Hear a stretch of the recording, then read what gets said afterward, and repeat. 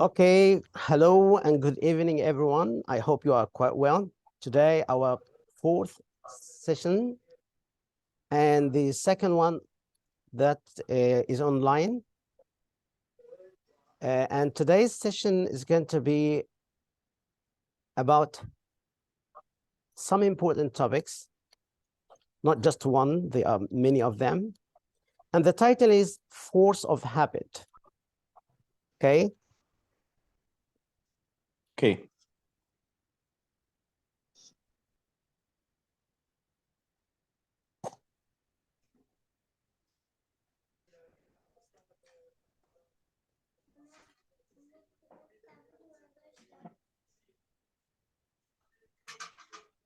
Well, I think we know each other, so we don't have any introductions. And before we start the online session, it is different from the face-to-face ones. We need to always remember to mute ourselves in order to be listening. And whenever you need to say something or to share, just unmute yourself, okay? But we need to start muting ourselves.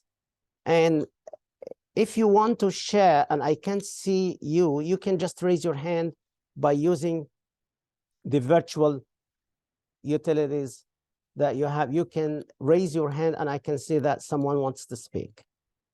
Okay. Also, we need to keep time bounded in order to start on time and finish on time. So please keep focusing on the main track of the topic and don't go anywhere else. Would like to start by something in order to make some kind of laugh or fun, which we call icebreaker, when we start knowing each other more or having fun together. And today's icebreaker is going to be a puzzle. A puzzle. Ms. Rania, you just raise your hand. Would you like to say anything?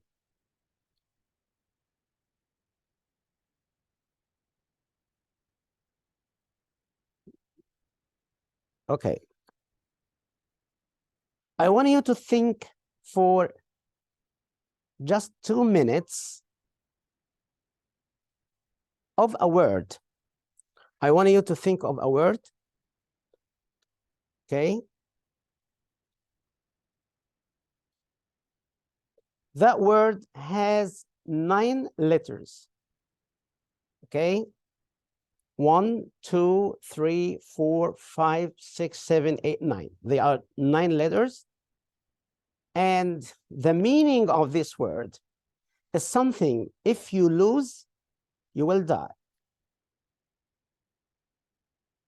This is the meaning of the word. And if you have 2, 3, 4, you can 1, 2, 3, 4. I want you to notice the letters. Okay. And also the letters 5 and 6 is one type of disease. These 2 letters, 5 and 6, refers to a disease. The letters 9, 8 and 9 indicates exact location and time. And in this word, we have repeated letters. The letter number 2 and 7 are the same. And so the letters 3 and 8 and 5 and 9, all these letters are repeated. They are the same. Can you think of that word? Again, the puzzle is about a word in English that contains 9 letters, and these 9 letters gives the meaning of something very important to our life. If we lose it, we will die. Okay? And also letters 2, 3, and 4, if we have these letters, we can 1, 2, 3, 4. I want you to think and guess about this word.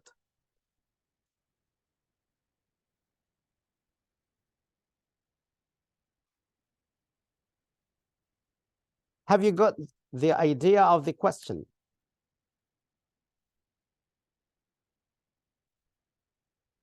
Hello? Am I audible? Can you hear me? We can hear you, but it's too hard. The question is difficult. Yes. We need to think about a word of English, a word in English that contains 9 letters.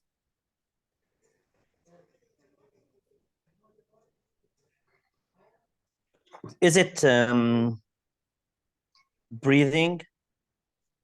Okay, how many letters do we have in the word breathing? I don't think breathing 9. I don't think. BREATHING 9. Mm-hmm. And if we lost breathing, we would die. That's Would right. I? Yes. What about the second clue? If we have 2, 3, 4, you can 1, 2, 3, 4. It's the hardest one of them. Mm-hmm. Anybody else wants to share?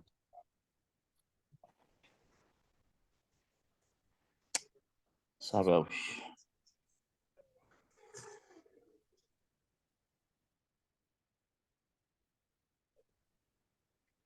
What is the thing that we have and cannot live without? If we lose it, we will die.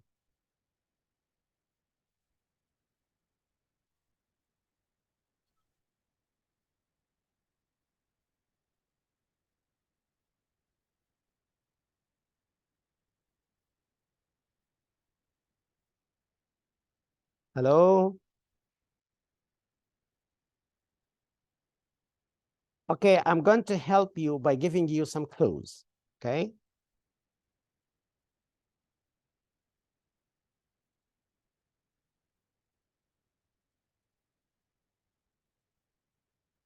The first 5 letters, 1, 2, 3, 4, 5,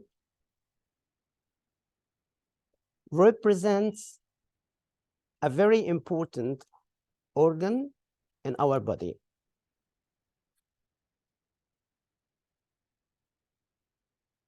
Very vital organ in our body.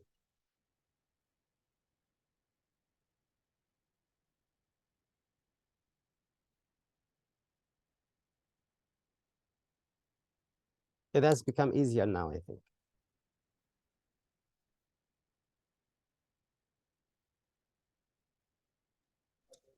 Heart. Excellent. It's the heart. Now we know the first 5 letters. 1, 2, 3, 4, 5.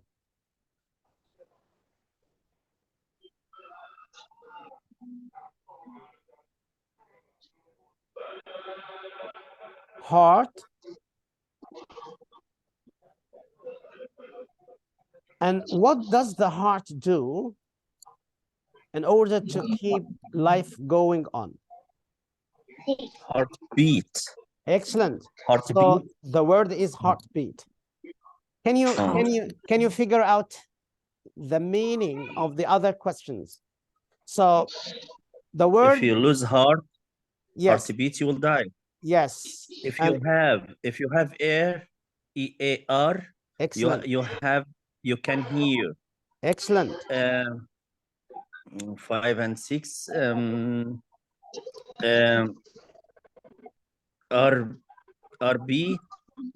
RB is one kind of disease. That one type of disease.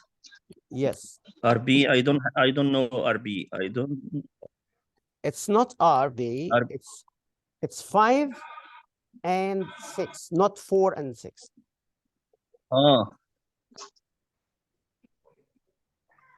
TB, Yes. 5 and 6 TB. Yeah. TB. TB is an abbreviation Well, of a heart disease. yes, these two letters refers to a disease which is known in Arabic as مرض السل.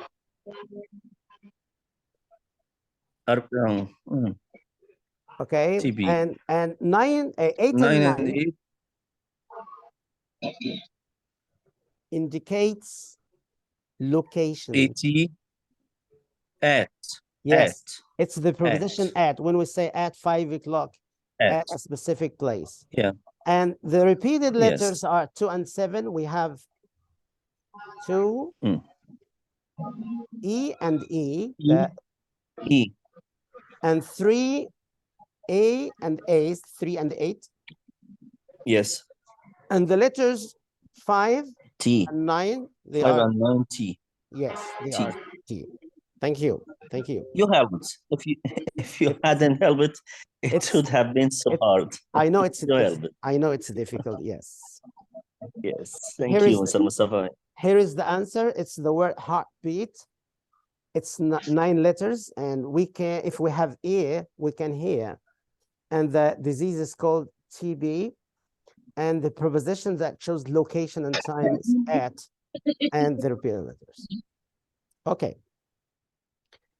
As we have just said, we said today's session is called the habit or force of habit. We are talking about repeated actions or habits. Okay. What do you think we are going to do tonight? By the end of this module, participants will be able to. Mr. Sami, I think the noise has come back again. Okay, thank you.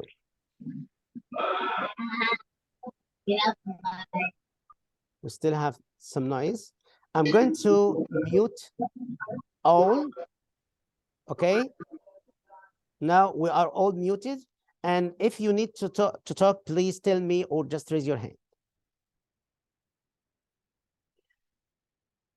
Inshallah, by the end of this session, we'll know the difference in usage between will and would to talk about characteristics, habits, insistence.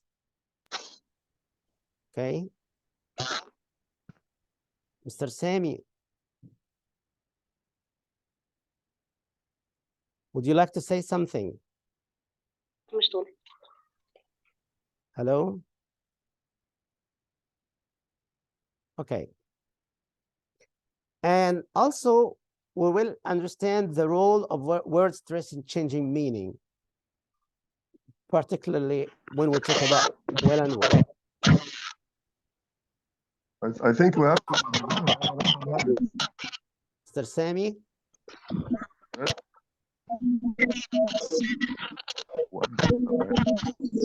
Mr. Sami, you unmuted yourself. Would you like to say anything?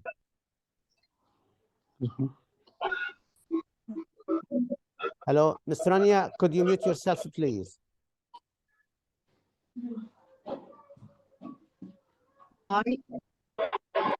Hello. Hello. Yes. Ms. Rania, I hear you. Would you like to say anything? Would you like to say something? Hello? Okay, I'm going to mute everyone, please.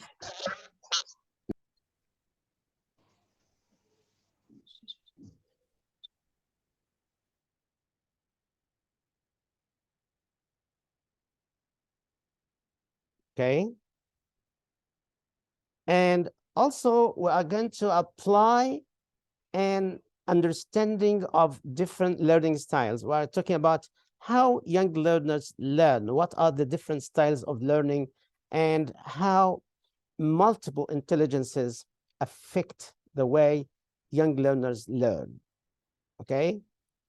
And finally, we are going to design and use a wide variety of activities for different learning styles and make informed decisions about lesson planning in relation to individual learning needs.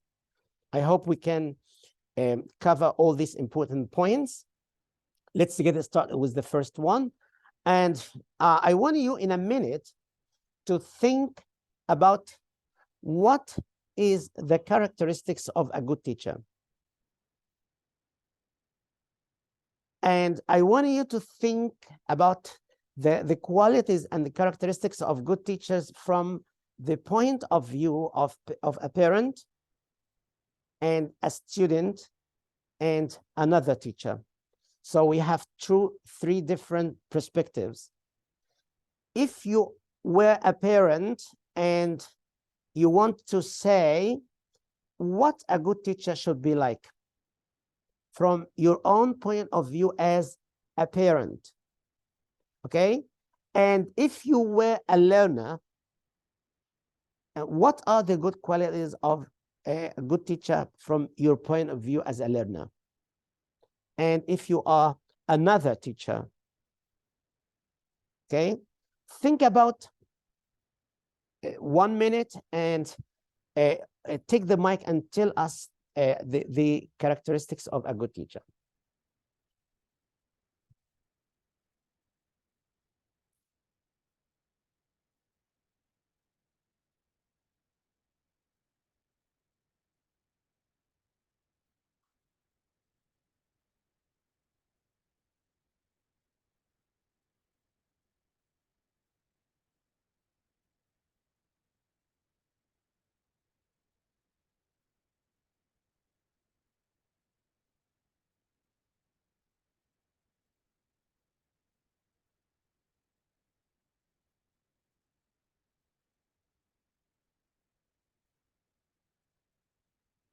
Mr. Hani raised his hand. Okay, go ahead, Mr. Hani.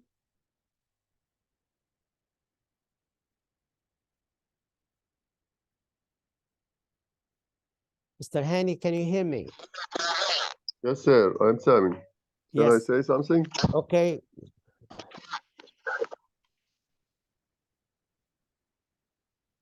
Okay, Mr. Sami, go ahead. I think, as you said before, and all of us know that and do that for many years before and up till now, we are still doing so. We have, I think, a hint of good qualities for a good teacher to be facilitator, to be guide, to be open-minded. Okay, but to be you are talking from a parent point of view now. Which perspective? Yes, my perspective at this point. From a Yes. parent? Mr. Sami, are No, you talking? I as a want you teacher. to. Yes, you are talking as a teacher, talking about another teacher. Yes. Okay. And what about a learner? What if you were a learner? To satisfy their needs. I think so, because as a father or a learner, I have to be satisfied from my teacher, to be Okay, tolerant with him. And what about a parent? Parent, every parent needs a teacher for himself, for learners. What do you mean? How does a parent look a good teacher?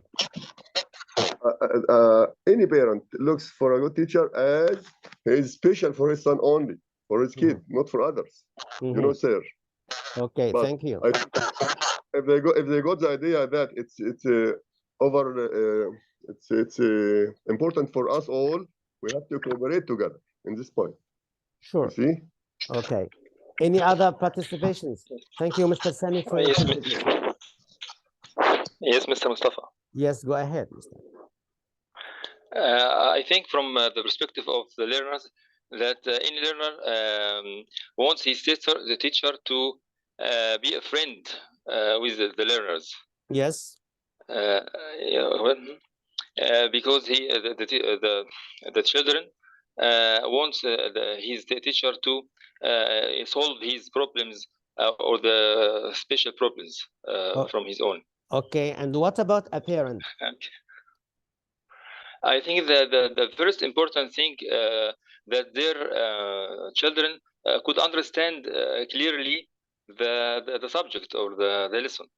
Yes, if parents are interested, they consider you or someone is a good teacher if he can make their children understand the lesson. Yes. Okay. Yes. And what about another teacher? How does a teacher look at a good teacher? I think any teacher have to encourage his learners to take part in his participation. Sorry, in I class. can't understand this. If you ask this, if I'm a teacher, yes, I want to encourage my learners to take part in the participant in class. Yes, but my question is, what are the good qualities of a good teacher from the perspective of another teacher? So we have three different attitudes. Parent, you said that they like the teacher who helps their children to understand the lessons, and learners like a teacher to be just like his friend. And what about another teacher? I think the teacher should organize his lesson or his period correctly and manage this his lesson. Okay, thank you. Okay. Let's have a look at this point together. We have 3 other participants raising their hands. Who wants to share? Okay, Mr. Mustafa. Sharif? Yeah. Yes. Mr. Ali? Yes. Go ahead. From the perspective of a parent, I think I would like a teacher to be sometimes a facilitator, sometimes a godfather. They think that a teacher should be a godfather for learners. What about a learner? Sometimes a learner, I think he always wants the teacher to be a friend, and the most important thing is to be a source of information whenever he wants something about a subject. You should be always there. Okay. Sometimes he wants you to be okay. Someone who always helps with the problems. Okay. Okay. Yeah. I think from the perspective of another teacher, always teachers look at other teachers like they always miss something. They always want. You I mean that most teachers don't like to say good things about other teachers. They always look at the empty part of the glass. They think that a teacher should always be complete. Always ask to be complete. You should do something. You always should do something. That's okay. it. Let's have a look. Let's have a look at the answer here. Some parents will say some parents always prefer teachers who makes a difference in their young learners' lives and bring out the best in the students. So he makes a change and helps students to be better. And also they like teachers who are in control, who can control the whole process of learning.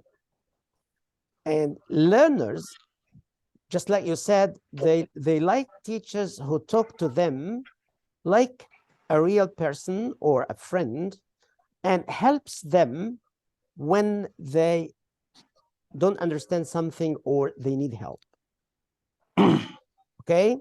And other professionals or other teachers like a teacher who knows something about the learners and is passionate and also committed and inspire learners.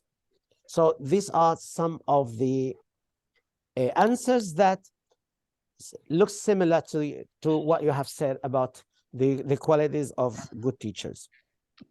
So other teachers want you to be complete. Yeah.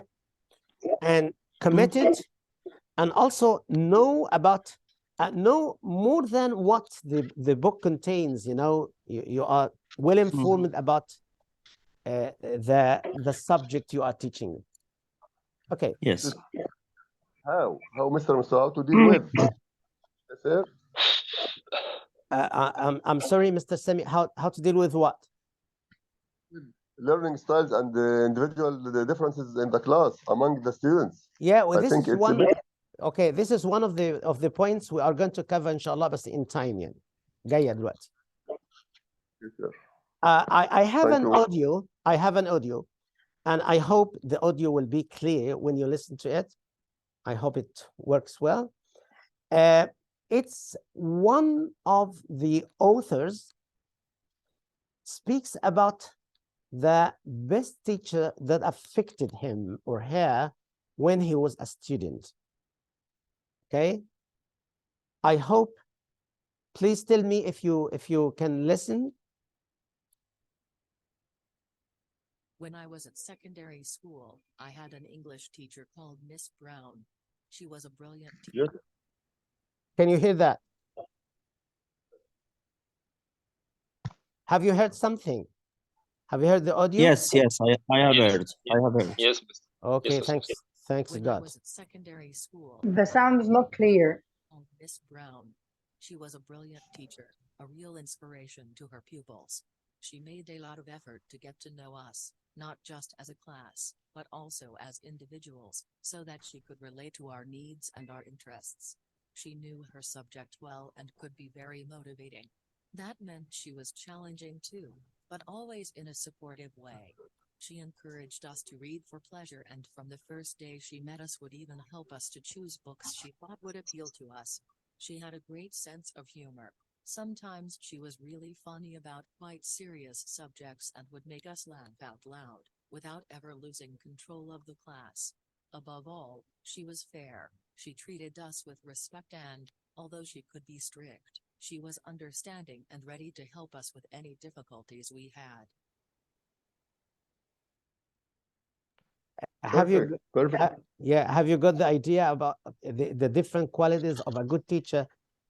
She experienced it. Yeah. She used a lot of adjectives describing a Yes. good teacher, and some of these adjectives are, you know, opposites to each other. Sometimes she talks about being funny and being serious. Happy. Anything Okay. she used. Really.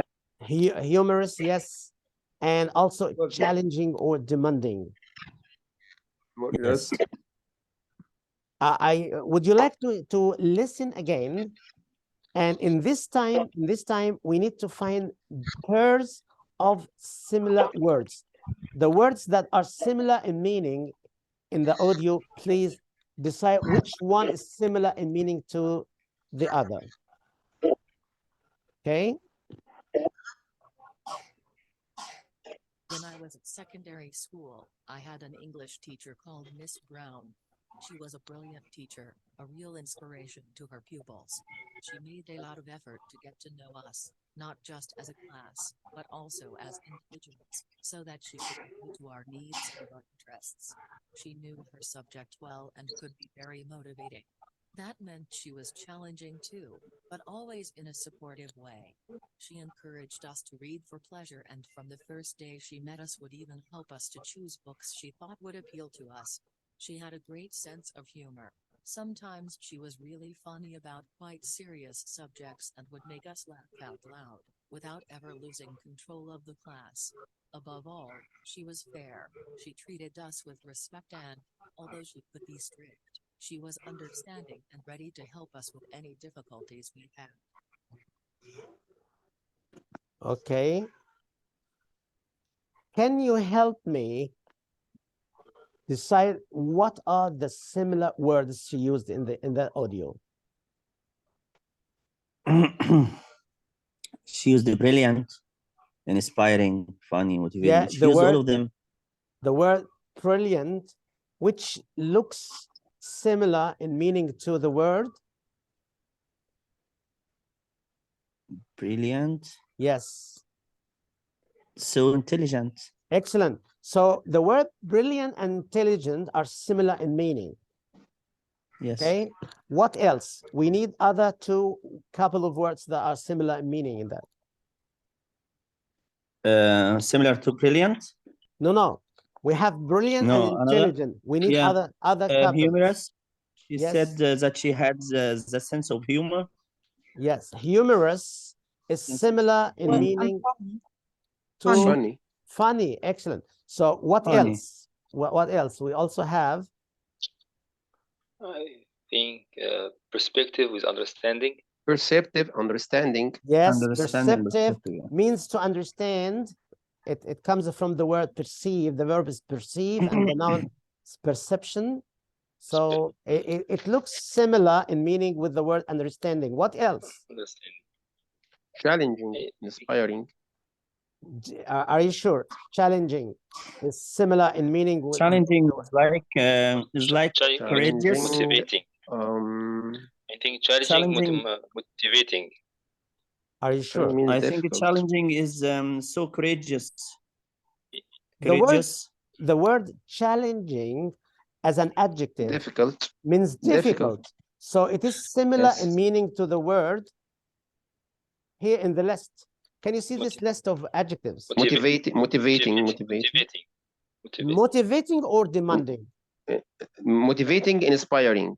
Yes. Demanding, challenging. Yes, excellent. So challenging is similar in meaning to the word demanding. You know, the verb demand means to need an Yes. effort to do Need. something. So when something is demanding, it means that it is tiring and challenging. What else? Do we have any other couples of words that are similar in meaning? I think we have covered all of them. Yes. Yes. Okay. When I was I want you to listen to this audio and follow the video. In this video, we are going to learn about sentence stress. We have talked before about how stress is very effective in conveying the meaning or showing the message. So we cannot speak English or any other language unless we modify or change the melody of the voice when it goes up and goes down, and also emphasize some important words to give specific meaning. And this is called, and somehow it is called stress. We have word stress and also we have sentence stress. So in this video, we are going to learn about sentence stress, okay? I want you to follow the video first and then we can discuss it later. Stress is flexible. It doesn't follow strict rules. Instead, it depends on the meaning you want to express. Sometimes, one idea in your sentence is more important than others. You'll add extra stress to this idea. Why does this happen? One reason is to contradict or correct someone. For example, Buenos Aires is the capital of China. no, Mikey. Buenos Aires is the capital of Argentina. Beijing is the capital of China. 2 plus 2 is 5. No, Mikey. 2 plus 2 is 4. Carrots are green. No, Mikey. Carrots are orange. Another reason to add extra stress is that you want to contrast two ideas. For example, I didn't want cappuccino. I wanted an Americano. She doesn't live in Paris. She lives in Rome. The flight left at 10, but I thought it left at 12. Finally, you might add extra stress just to emphasize one idea in your sentence, like this. Are you going to London tomorrow? meaning I'm emphasizing the question because I want a yes or no answer from you. Are you going to London tomorrow? Meaning, I know some other people are going to London, but I want to know if you are going. This stress pattern is often used to show surprise. Are you going to London tomorrow? Meaning, I know you're going to London on another day, but I want to know specifically about tomorrow. Again, this suggests that I'm surprised. In all of these cases, you add extra stress to one word in the sentence. This doesn't replace regular sentence stress. Instead, it's like an extra layer on top of it. In the question, are you going to London tomorrow? The content words going, London, and tomorrow are stressed. If you want to add stress to emphasize one idea, then you add this on top of the existing stress. For example, are you going to London tomorrow? In this case, you add regular sentence stress to going, London, and tomorrow, and extra sentence stress to you. The extra stress should be stronger than the regular stress. Try it. Repeat after me. Are you going to London tomorrow? Try one more time. Are you going to London tomorrow? Note that this extra stress can be anywhere, including on grammar words. So,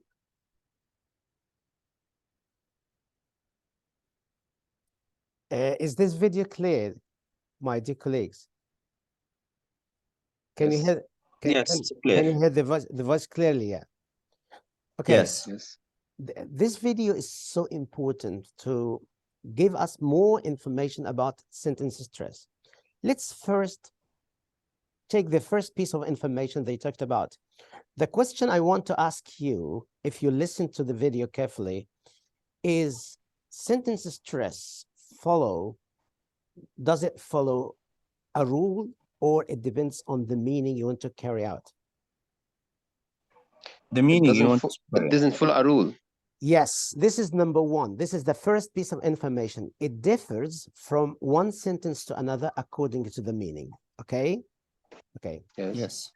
Do you remember when we were talking about word stress, and we said that in English we can categorize words into two main categories: the content word and the function word, or the structure word, the grammar word. And we said that the content word is always stressed. When we talk about nouns, verbs, adjectives, adverbs. Can you remember this? Yes. This is called the regular stress patterns of words. This is the regular pattern of stress in English.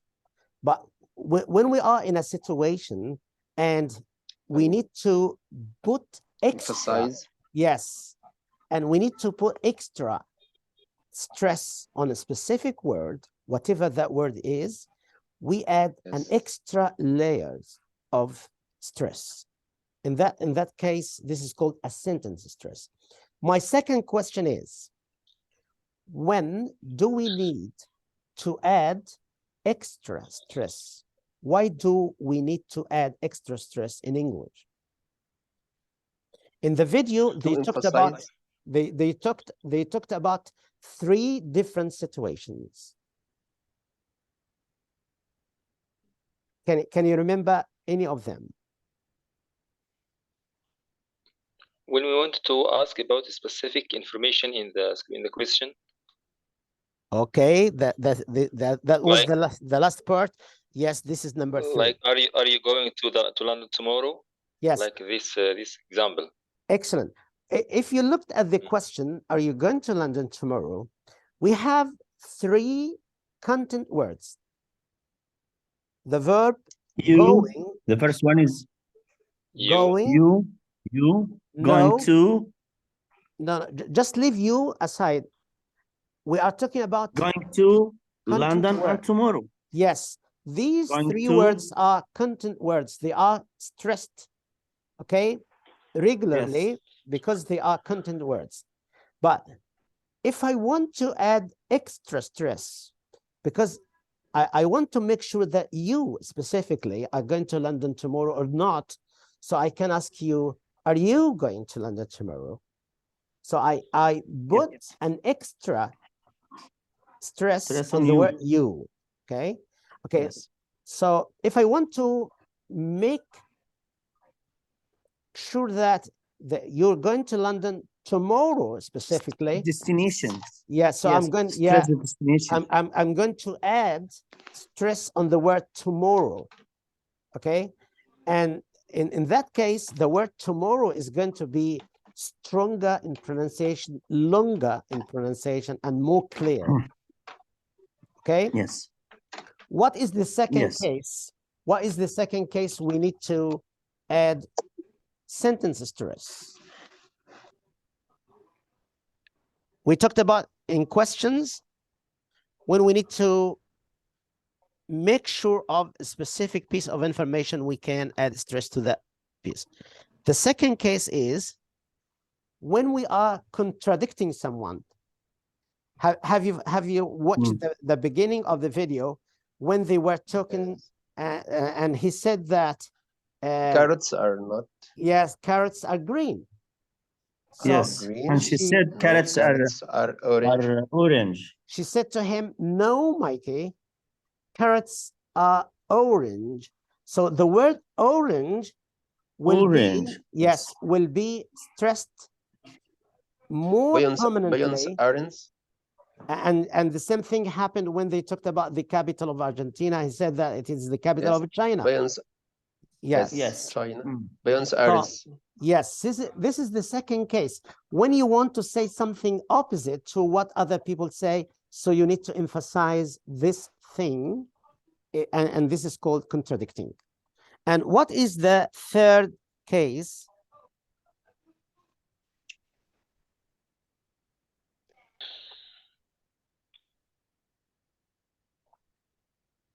Give us a hint, Mr. Mustafa. Give us a hint, Mr. Mustafa. I'm trying to remember with you. They were talking about yes, when we need to emphasize a very important piece of information on a sentence, or what they call a thought group. So if you think that the session will be at 5 o'clock, and I want to emphasize that it will be at 7 o'clock. So I'll say to you, you think it is at 5? No, it is at 7. So the word 7 here, it's not, I'm not contradicting, but I am giving you the correct answer, but with word stress. Okay. Yes. You think that I'm angry at you, but in fact I'm not angry. So have you noticed the word not angry? So think the three patterns are emphasizing and contradiction and correction. And yeah, when contradicting, it is the same as correction, and emphasizing, and when yeah, and when we ask about something in question form. So I think this video is very important. It's a very short and simple. Can we listen to it again, Mr. Mustafa? Sure. I'm going to run it again. I'm going to play it again because stress is flexible. It doesn't. Stress is flexible. It doesn't follow strict rules. Instead, it depends on the meaning you want to express. Sometimes, one idea in your sentence is more important than others. You'll add extra stress to this idea. Why does this happen? One reason is to contradict or correct someone. For example, Buenos Aires is the capital of China. No, Mikey. Buenos Aires is the capital of Argentina. Beijing is the capital of China. 2 + 2 is 5. No, Mikey. 2 + 2 is 4. Carrots are green. No, Mikey. Carrots are orange. Another reason to add extra stress is that you want to contrast two ideas. For example, I didn't want cappuccino. I wanted an Americano. She doesn't live in Paris. She lives in Rome. The flight left at 10. But I thought it left at 12. Finally, you might add extra stress just to emphasize one idea in your sentence, like this. Are you going to London tomorrow? Meaning, I'm emphasizing the question because I want a yes or no answer from you. Are you going to London tomorrow? Meaning, I know some other people are going to London, but I want to know if you are going. This stress pattern is often used to show surprise. Are you going to London tomorrow? Meaning, I know you're going to London on another day, but I want to know specifically about tomorrow. Again, this suggests that I'm surprised. In all of these cases, you add extra stress to one word in the sentence. This doesn't replace regular sentence stress. Instead, it's like an extra layer on top of it. In the question, are you going to London tomorrow? The content words going, London, and tomorrow are stress. If you want to add stress to emphasize one idea, then you add this on top of the existing stress. For example, are you going to London tomorrow? In this case, you add regular sentence stress to going, London, and tomorrow, and extra sentence stress to you. The extra stress should be stronger than the regular stress. Try it. Repeat after me. Are you going to London tomorrow? Try one more time. Are you going to London tomorrow? Note that this extra stress can be anywhere, including on grammar words. So, Okay. Have you got the idea of sentence stress now? Yes. Sure. Okay. Yes. Before we go to the next step, I want you to, in the chat box, please, I want you to write 3 different situations we emphasize or we add extra stress, just like we watch the video. Write them in the chat box. What was the first case, the second one, and the third one. You have a minute to write in the chat box. What are the 3 situations in English we need to emphasize some words in the sentence? Can you write in the chat box?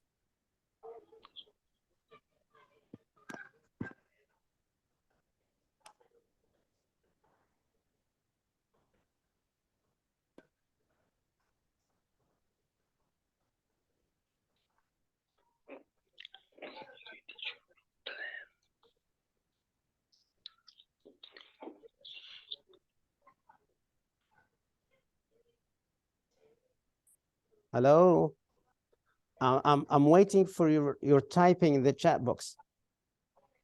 Mr. Mustafa, you want examples or you want what you want to emphasize?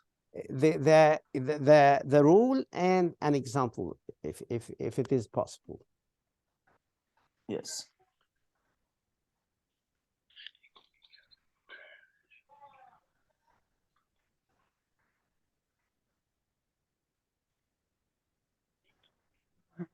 Does anyone have a problem typing in the chat box? No.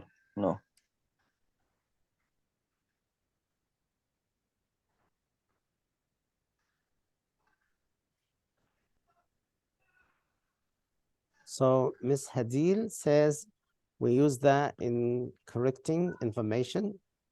Okay, so when you hear something wrong and you want to correct it, you emphasize the correct word. That's a great. This is a case. Yeah, contradicting, Mr. Ali, yes.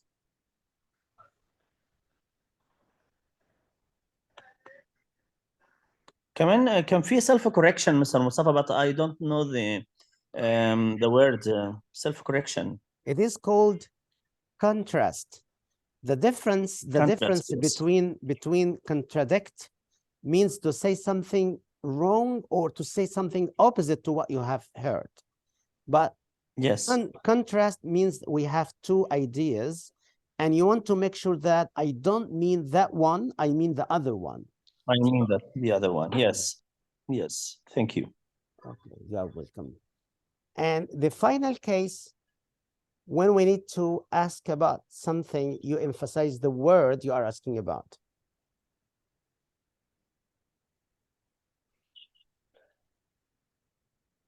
So if I'm asking my students to write something on the board, and one of the students began to write in his notebook, in that case, I'm going to tell him on the board, on the board.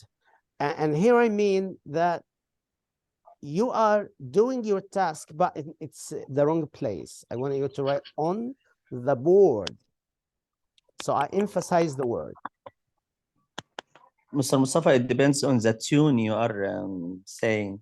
So it's hard to write. Sure. Even the meaning of the stress, what does it mean to stress a word? It means that you say it stronger and for Yes. somehow longer than other syllables, the stress syllable, okay? Yes. Okay. Here is the grammar part. We need to talk about habits. I think most of teachers know about using used to express habits in the past, okay?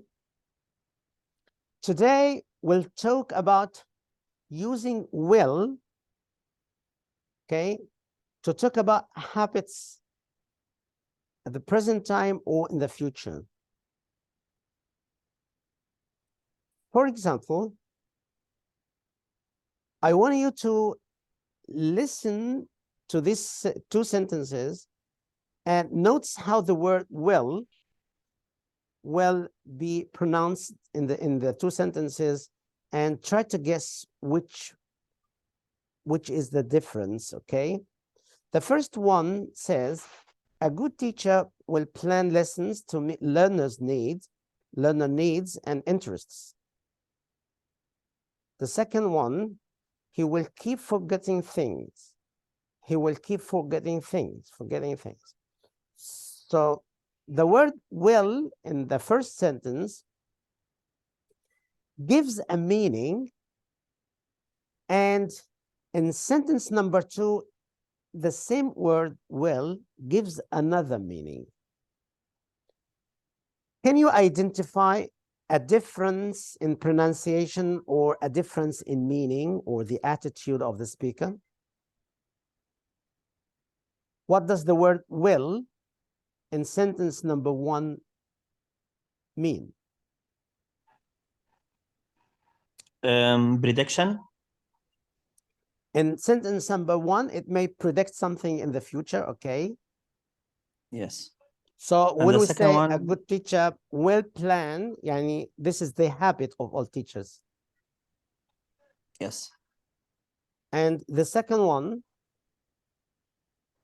he will keep forgetting. It means that he always forgot, and I think he will keep forgetting.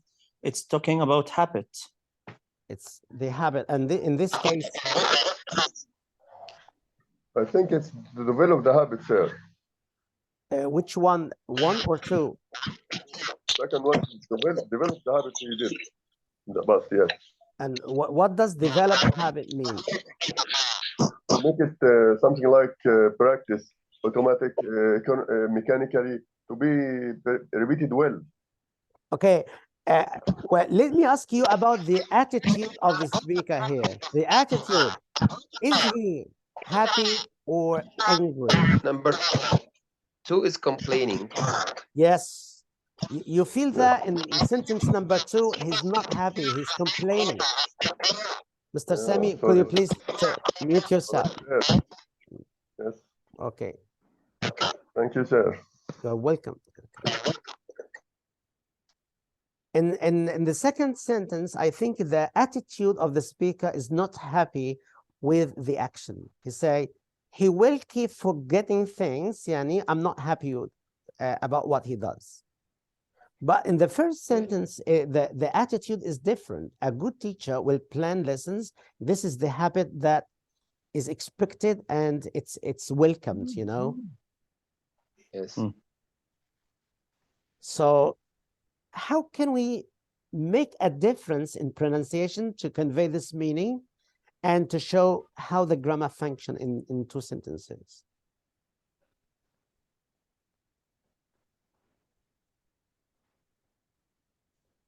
I want you to think or to work together and tell me which sentences in this list refer to a habit in the present or the future or express criticism.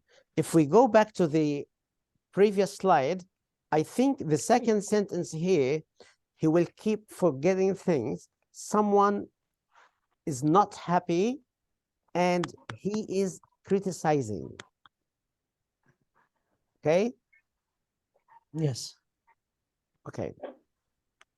Can you decide what is the meaning of well, okay, in all these sentences?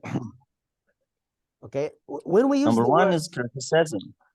yes. Number When one we, is when we, criticism. yes, when we use well, we may need to give the meaning of habit in the present or habit in the future, or it may be a criticism.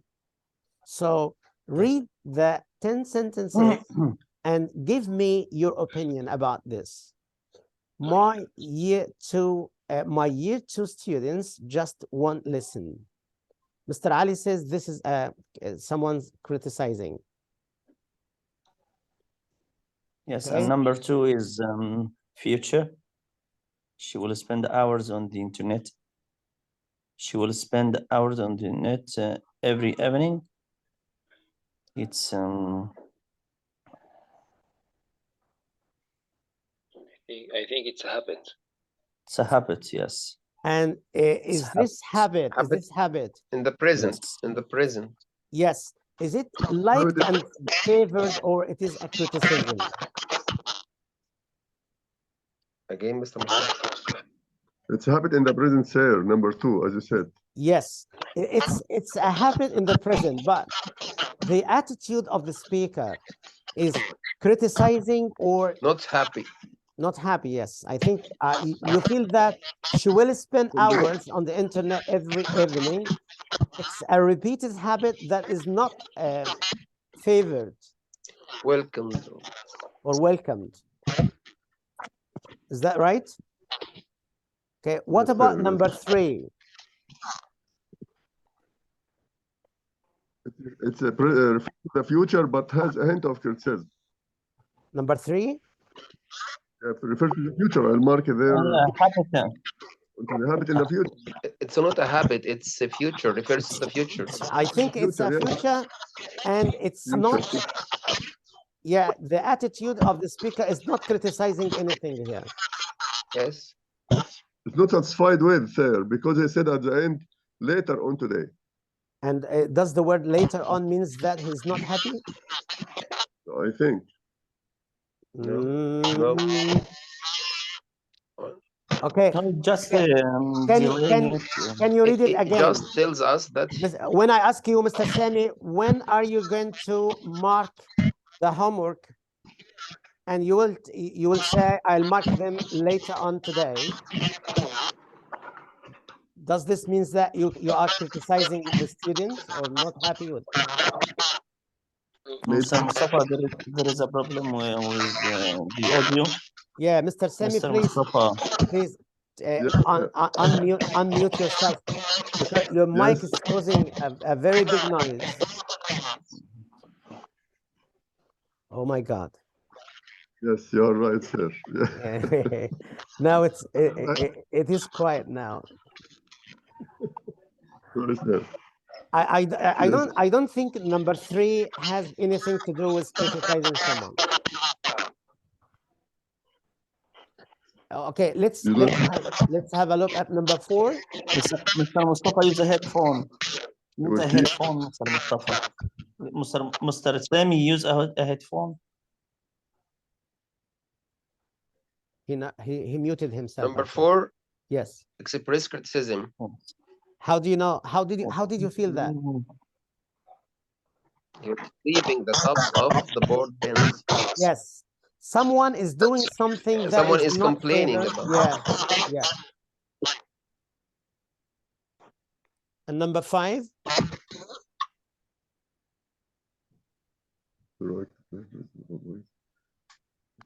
Future. Yes. Number you- 5. Well, it has nothing to do with criticism. Is that right? And It number has nothing 6. to do with criticism. Yes. I think it's a habit in the present, Mr. Mustafa. Yes. Yes. Habit in the present. Number 5. Yes. Proactive learners will always look for opportunities to practice the language. The best sentence we have here. Yes. Is It's present is it a present or the future? present refer to the future, sir. It's Yes, present. Yes. The It's present and the present. future. Present. Type. Present What refers to the about number 6? The government will keep interfering with the education system. Criticism. Criticism. Anything has to do with the government is criticism. That's your own opinion, Mr. Ali Hassan. Let's مدرسة go to جمال عبد present الناصر together. الإعدادية فترة صباحية على نص كله الشارع. Mr. Mustafa, كله recorded. number 7, when the pigs fly. Yes. My stomach, sir. والله شكلكم هتودينا في داهية. الحمد لله ان الحكومة ما بتعرفش انجليزي. كله recorded. الحمد لله ان الحكومة ما بتعرفش انجليزي. امسح الكلام ده كله في المطبخ. الحمد لله انه مش متراقب، الزوم مش متراقب يا مستر. كل حاجة معلش بالراحة. ايوه. طيب number 7, the government will be making change to the education system. ده ممكن يبقى in the future. Future, of course, and continuously. Okay. Future, yes. Number 8, he will sit through the whole class without saying anything. Criticizing. Parents will usually support the school's disciplinary policies. Habit in the present. Yeah, present habits. Babies will come out with the first words around the age of 1. Future. This is a habit in the future or present? Future. It's okay. I want to show you the answers. If you want to.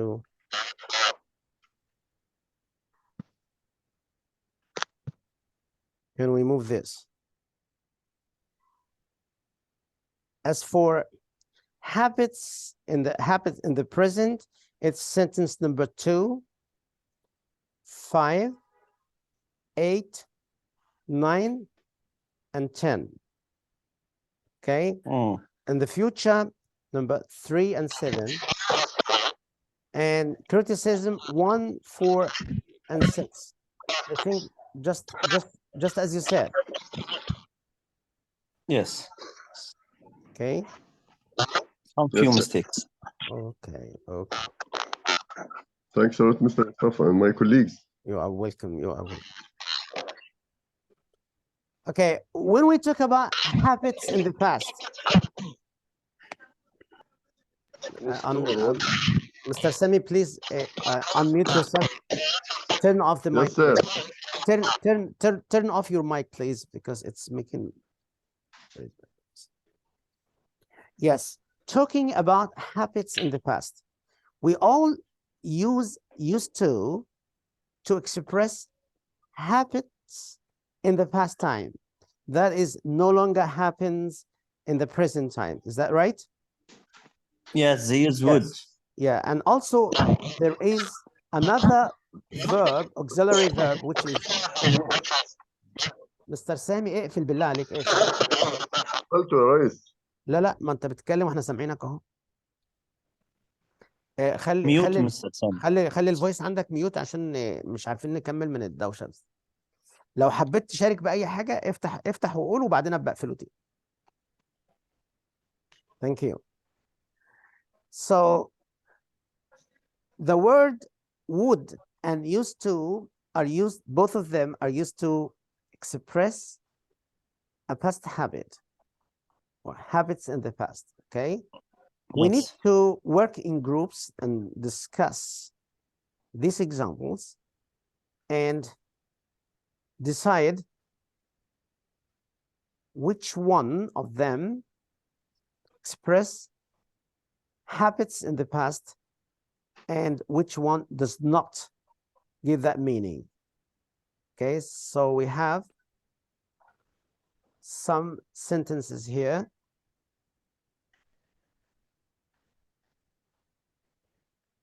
The first one says, my best teacher was last year's form teacher.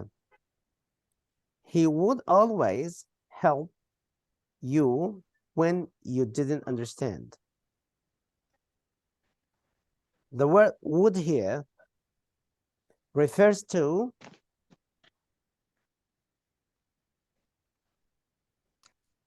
A habit. He was always ready. Yeah, that was in the present or the past? Past. Past. So would here gives the meaning of used to. He used to help. Yes. Okay. Yes. Okay, something that used to happen in the past. My question is it possible to replace would with used to in this sentence? The first sentence. Again, Mr. Mustafa, because we didn't hear you well. Okay, the first sentence, my best teacher was last year's There is an form interruption. teacher. Can we replace would with used to? I think no, Mr. Mustafa, as there is the word always. And if So it's hard. if we dropped the word always, we can replace would Mr. with used to. Mustafa, Yeah. I can't hear you well. Okay. And what about the other colleagues? Can you hear me? I think we can't replace Mr. Mustafa would here expresses a situation. In that situation, he would help. Okay. Yes. But he doesn't, or he didn't always help. I think used to means he no longer do that again now. You mean both of them, Mr. Both of them means so. Yes. We agree that would and used to gives the meaning of. Mr. Sami. Yes, sir. Would you like to say something and then turn off your mic? You have elaborated, sir. It's okay. Okay, so please turn off the mic, please. I think Mr. Mustafa. Yeah. Mr. Mustafa. Yeah. Used to expresses that he always did so in the same situations. Used to. Yes. But would expresses certain situations. When you didn't understand certain situations. Maybe. Okay, so Mr. Mustafa used to express past habit. Yes. You would past habit. Used to past habit or state. Yes. And what is the difference between past habit and the state? It means, for example, used to be a teacher. Yes, this is a and state. used to play a lot. Used to be short. It's a state. Used to watch TV. Yeah, it's a habit. Excellent. So we can say that the verbs that expresses actions it can be used with would or used to. Would. Okay. Yes. And But when we talk states about can't be. states, yes, Can't use would. we cannot use would with verbs of states. Is Yes. that right? And the verbs of state, the verbs that describe how was the person or who was the person. So when I say Just used to. Just used to. yes, I used to be. Mr. Mustafa, it's here with the verb help. I think the verb help can be used with both of them, and it Yes. expresses both state and actions. So I think the difference is that would is used when you think that you thought he would never do that. I'm sorry. And it's the What do you on mean? the contrary, he did. You mean that he did something unexpected? Yes. Maybe yes, I'm not. he did something Mr. unexpected. Ali, I'm not sure about this information. I'm not sure about it, but I'm sure about what Mr. Sharif says, because I know that used to has two main usage when they talk about past habits. One of them when it describes actions that used to be repeated in the past, and the other one shows the state of someone. When I say he used to be lazy, here I'm not talking about actions. I'm talking about his state. So, but yes, I can't say I agree. I agree. He would be lazy. You know, if we use the word would here with the state verbs, it wouldn't give the meaning of repeated actions in the past. Anyway, let's have a look at these sentences. I want you to decide whether is the Mr. Mustafa, I can't see anything on my phone. I don't know why. Because of my phone or it's because of your phone. You can log out and try to log in again, I think. All of you can see the screen well. Is that right? I had the same problem. So I leave the Zoom and come back. Okay. Does anyone have this problem? Can see the screen? I can see the screen. I can see it. Nothing. Okay. Until they come back and share us this task, I want you to read the sentence and decide whether to use would or use the to or both forms. Okay. I think number one, Mr. So please don't tell me the answer now. Just give yourself a time to think about the whole sentences and give your colleagues a time to think as well. So we have 2 minutes to think and then start sharing. Okay.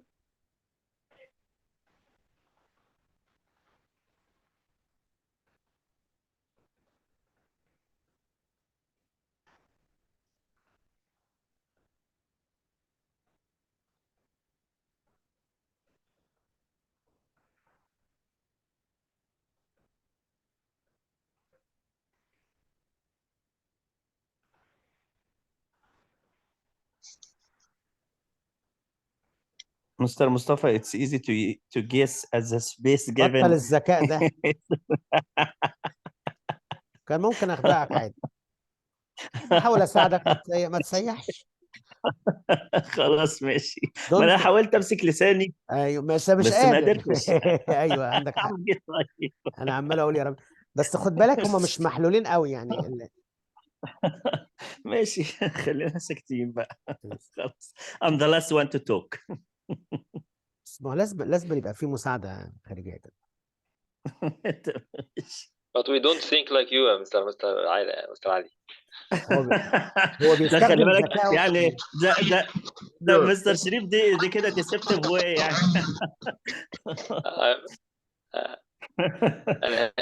انا هاني بس انا هاني. هو كده انت بتحاول بقى ايه يعني تخليه ما ياخدش باله منك يعني. انا ما بغشش.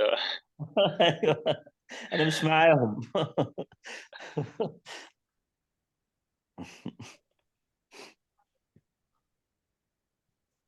Okay. The first sentence, I work in a small village school. Do you think we can use used to or would or both of them? Again, Mr. Mustafa, because I can't see anything. You can see the screen now? No, I have the audio, not the video. And you left the session and come back? Left and come back. The same problem. Okay, I'll continue just by audio. So we have a sentence, I space work in a small village school. In the space, we use which one or both of them? Would used to, both of them. يا مستر شريف ده انت اللي لسه شارحها لنا دلوقتي. خد بالك. I work in a small village school. Used to. I used to. Okay. Yes, used to. And why can't we use would? Because he no longer work in a small village now. No, both of them give the same meaning. When we talk about repeated actions in the past or habits, and these habits no longer happen. It's a state. It's a state. Yes, in that sentence, it expresses the state. I used to work in a small village. Okay. Yes. It's not an action. It shows the state of my job, the state of my work. Okay. Yes. Number B, I have a very dark black hair. The same. The same. Used to. The same, yes. Yes, but we can't use both. We can't use would because this is a state. No. Okay. Yes. Number C, in those days, we often play football in the street. Both of them, right? Yes, here we can use both of them because we are talking about repeated habits or actions in the past. So we can say in the past, or in those days, we used to play, or we used to, we would often play. Okay. Number D, we spend very little money on going out. Action, repeated action. So both. Both. Both of them, right? Both of them. And number E, we go to the cinema twice a year at most. Yeah, repeated action. Both of them. We invest all our money in books. So it is both of them. I believe my family was the center of the world. Believe is a state. This is the state. So we can say, I used to believe my family. And yes. the final sentence, in the summer, we all get in the car and go out to the coast. This is a repeated action. Both. A repeated action. Okay. Yes. I want to show you the answer. If we need to have a rule, just like Mr. Sharif said, used for repeated actions and also for state verbs, state. And would is used only with repeated actions, not state. Okay? Yes. So just like you said, when we have a state, we use used to, but we cannot use would. That right? Okay. Do you have any question relating to this point? So we are talking about I want to using, Mr. Mustafa, I want you to listen to this sentence. Okay. He would be always angry whenever I told him something. It doesn't refer to the past. He would be always angry. Yeah. Whenever I told him something. Yeah. It reveals a state or repeated action. a state, but the sentence is not grammatically correct. It's used to that it describes states in sentences. When you say he used to be angry, whenever I Yes. told him anything. Mr. Mustafa, I'm telling you something about would, and I want you to correct if I'm wrong. Would sometimes show unexpected action that I told you before. It's like you don't think he would be angry. No, he would be angry whenever I told him something. It's unexpected. It's not what you want, what you expected him to be. It's on the contrary. That's what I want to say. Yeah, for me, if you have any resource we can refer to and read about this usage, okay, send us this. We can share it, reading, and discuss it. But for me, I haven't heard about whether it is expected or not expected. All I know that both of them. Would with Mr. Mustafa, would with the state verbs don't give the meaning of habit. It just yes, it's not habit. Yes, I'd that's be what I happy wanted to if say, you Mr. Sharif. did so and so. Yes, that's what I wanted to say, Mr. Sharif. It's not a habit.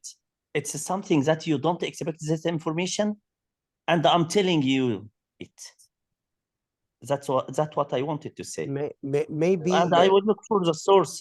Yes, go ahead and send us the source. Okay, thank you, Mr. Okay, you are welcome. And here we have another video talking about the stress of a sentence in pronunciation, and how changing the sentence stress affects the meaning.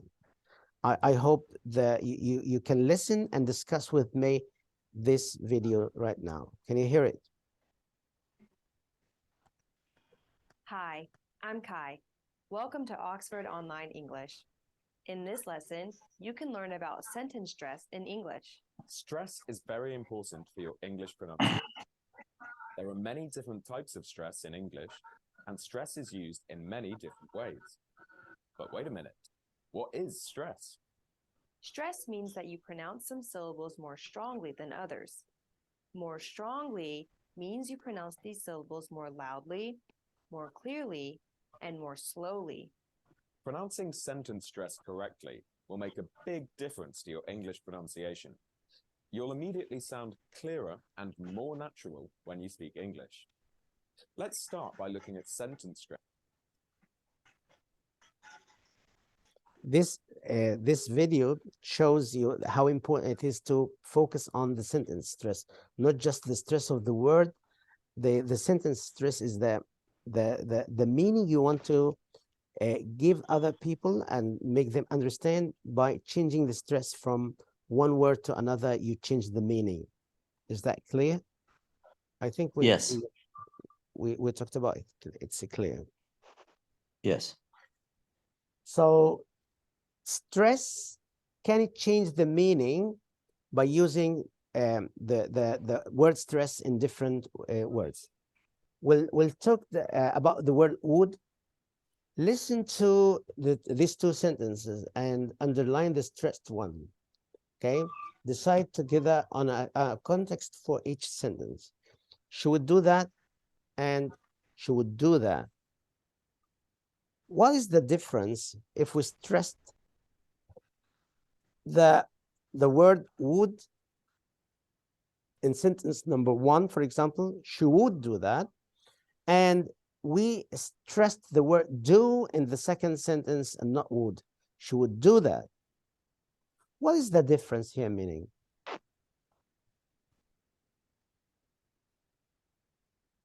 Can you think about it? Number 1, the stressed would refers to the habit. And number 2, the action. And what about the attitude of the speaker? لما انت بتستخدم stress في كلمة معينة بيبقى انت جواك حاجة عايز توصلها. هنا my question is, what is the attitude if we stress the word would? She would do that. She would do that. And the second sentence, she would do that. She would do that. What's the difference? She would do that, not another thing. Mm-hmm. She would do that. I'm sure she would do that. I'm tracing So the word would. number يبقى number one. I'm sure. It means, Mr. Mustafa, number two, I'm stressing this, that thing, not another thing. The first, when we stress the And word would, not wouldn't. Mm-hmm. The number one, Mister, I shows, see. I feel that the first one, the speaker is not happy. Yes, that's the attitude. But the When I second say, one, I feel. yes, when I Oh. expect something bad that you would do, I say she would do that. She would do that. This means that I'm criticizing the action she's going to do. She would do that. But when I say she would do that, I'm not criticizing. I'm just emphasizing that she is going to carry out this action. So yes. sometimes the stress conveys a feeling with the meaning itself. Can you read Like that? try opening the door and try opening the door. So would, when we stress the word would do that, stress on the word would indicates criticism or disapproval of typical behavior. I mean that I'm very angry with her repeating doing that. She would do that. For example, Mr. Mustafa, if we stress, for example, she would buy a dress. She would buy a dress. She would buy a dress. Yeah. First one, she would buy a dress. I mean, she wouldn't. She would. You mean She's she going wouldn't? to. It means I'm I'm stressing the idea that she would do, not she wouldn't. But yeah, she would buy a dress, not another thing. Okay. When we stress the word would with the repeated action, this means that we are not happy with Okay. what it is.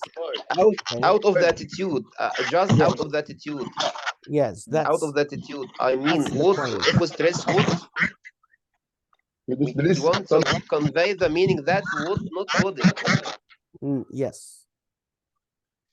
But if we stress the action afterward, this action, not another one. As you said, I think Mr. it's number one. Mr. Sami. Yes, sir. Number Go one, I ahead. think it's a but number two, it's developing the habit. I think. Again, Mr. One, number one is? Number one, referring to criticizing the Yes. situation itself. Yeah, this is criticizing. Okay, let's have a look at number two. She would do that. Here, absence of stress on the word would when describing behavior in the past only indicates that this is typical behavior and does not indicate criticism. So in the first sentence, if we emphasized or stressed the word would, this means that we are disapproving her action. We are not happy with the repetition of the action. But when we emphasize the verb, not the word, the auxiliary would, it means that we are not criticizing, we are just saying, we are describing the repetition without criticism. So the difference in pronunciation when we say she would do that and she would do that is very variable, is very big difference. Have you noticed that? Okay. Yes. Got it. يبقى انا لو عملت ستريس على كلمه would يعني معناها ان هي عماله بتكرر الموضوع ده وانا قرفت منه، انا اتخنقت. يعني بص، تخيل بقى واحده كل ما بتشوف جوزها بتطلب منه فلوس، فانا بقول لكم كده she would do that. She would do that. انا اتخنقت. واخد بالك؟ طب ليه؟ يعني جيب كتير نفسك كده. مشاكل كده. لا انا قاعد في البيت. عيب عليك. عيب عليك، انا لازم أنا خايف اتاكد عليك بس. اتاكد ان المكان كله خالي. مأمن لكن نفسك. طبعا، لكن لما اقول she would do that، انا هنا I'm talking about the expected action that does not disapprove. annoy me. Developing the action in the past. Yes. Yes، مجرد action in the past ما فيهوش فيه اي ازعاج او اي مضايقه. كلام جميل جدا ومهم يا جماعه. بس اعتقد ان هو في الاساس هيبقى مهم بالنسبه لنا احنا كتيتشر، يعني مش للطالب قوي، يعني هي معلومات حلوه لدماغتنا احنا يعني. اوكي. Let's practice this sentence together. Discuss the sentences below. Which words are likely to be stressed? حضرتك بقى هتختار انهي الكلمات اللي ممكن تبقى stressed ولماذا. Practice saying the sentence with your partner. Do the words you selected for stress sound right. Okay. تعالوا نشوفوا كده sentence number 1. أنا عايزك تقراها الأول بدون أي silent كده، بدون أي صوت، وتتخيل أنهي كلمات اللي تستحق إنها تبقى stressed ولماذا.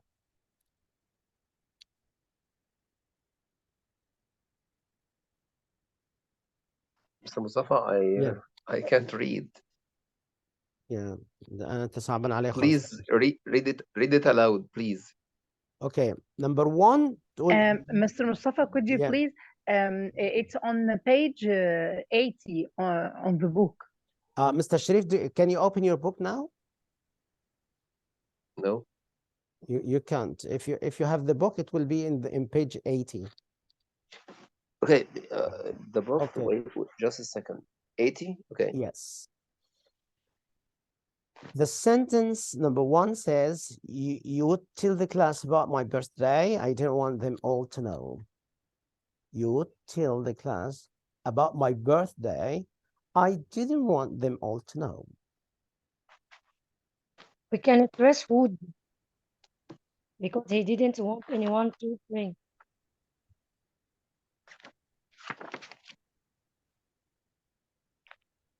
The word would. And what are the other words? احنا اتفقنا ان في كلمات اصلا بتبقى هي اسمها content words وديت بتبقى stressed.